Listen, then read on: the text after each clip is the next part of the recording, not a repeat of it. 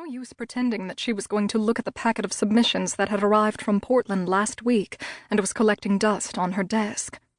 Concentrating would be an exercise in futility. Her night had been sleepless, alternating between thrilling memories of Mr. Stone's soft lips on hers and terror every time the wind scratched a branch against the window.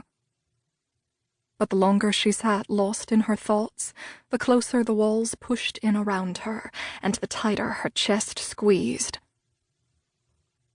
Helen was muttering her charms and drifting through the house in a cloud of sage smoke.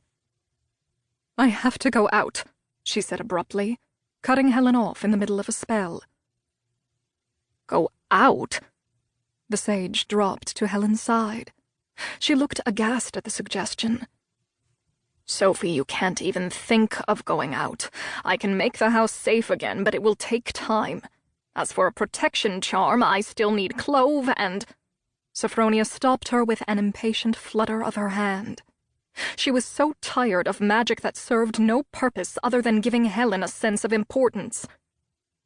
"Someone was in my home last night," she said, standing and tucking the wretched note into her reticule.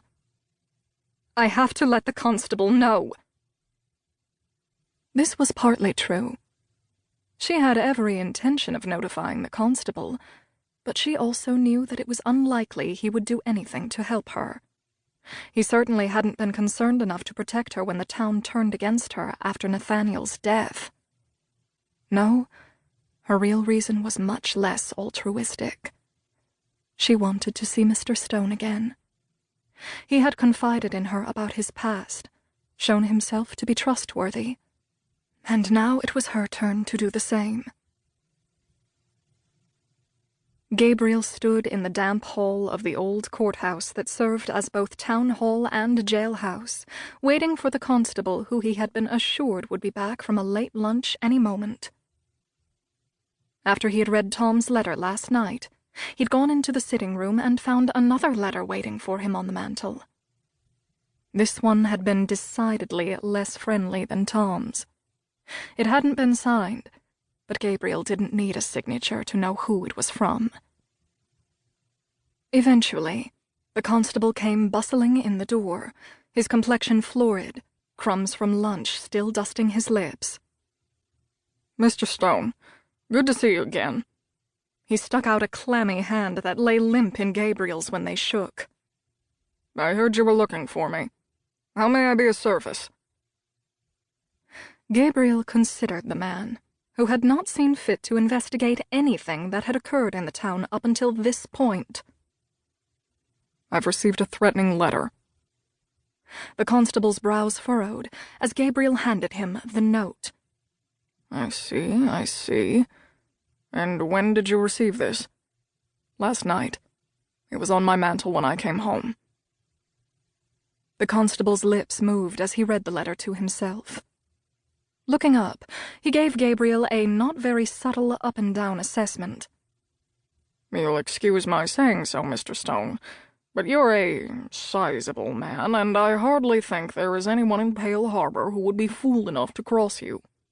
I shouldn't give it much thought if I were you." Gabriel just stared at him, caught between the old shame of his ungainly size and wanting to use that size to land a blow that the constable wouldn't soon forget.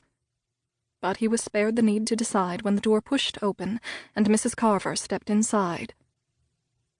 She was headed for the constable with single-minded determination, but when she saw Gabriel, she stopped short, her lips pursing in surprise.